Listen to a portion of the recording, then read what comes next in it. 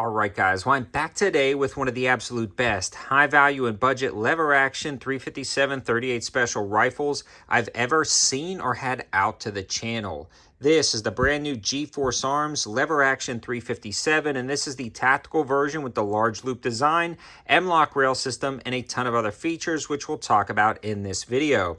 Now, I want to give a absolutely huge shout out to Battlehawk Armory for sending this out to the channel for review. I've been working with these guys a ton lately, and they've been sending a lot out so we can get a good, fair, and honest evaluation. Now, Battlehawk Armory is always cycling through inventory, and I'm always working with these guys. So again, just a huge shout out to them. There's also going to be a ton of info on the campsite page about them that you won't want to miss, and great opportunities over there. So definitely check it out if you like this or anything at the end of the video.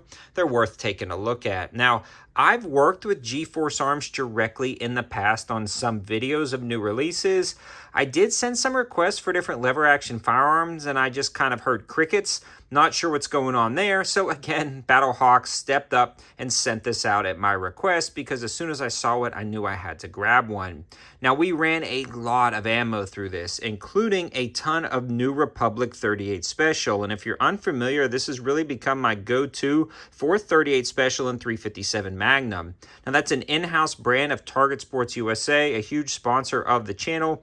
And I actually purchased this utilizing their Ammo Plus membership service. So it gets you 8% off and free shipping with no order minimums. And it came in handy because I bought a lot, we shot a lot. Let's dig into the rifle.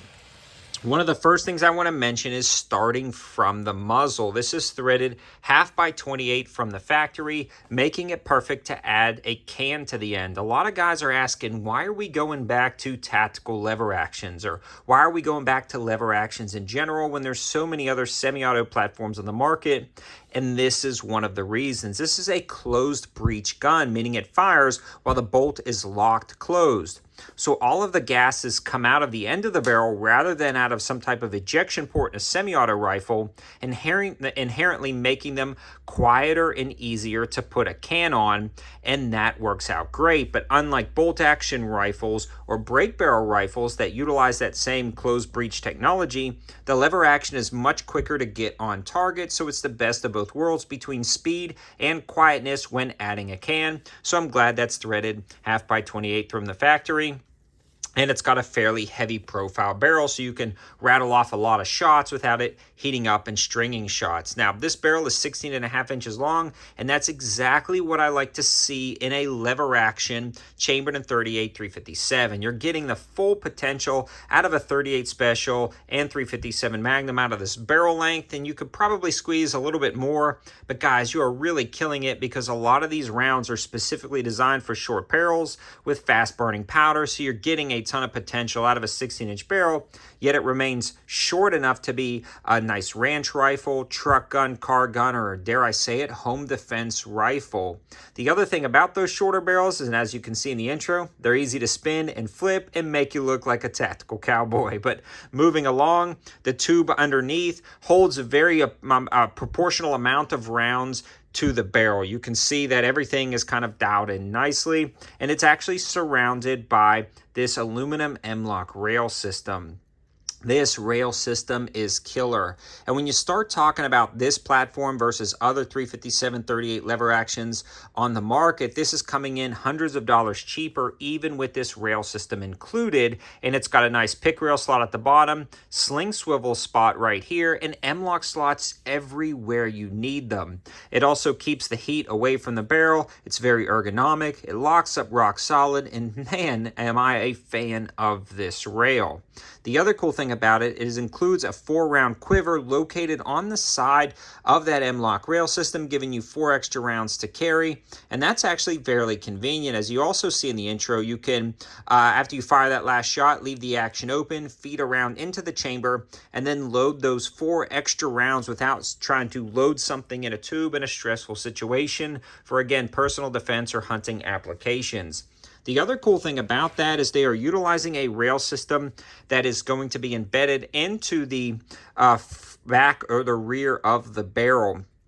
So you're going to get that pretty good accuracy out of that rail system. You're going to get a pretty good solid lockup with that pick rail. Now, I personally like the rail systems mounted to the receiver. I feel like you get just a touch more stability out of there.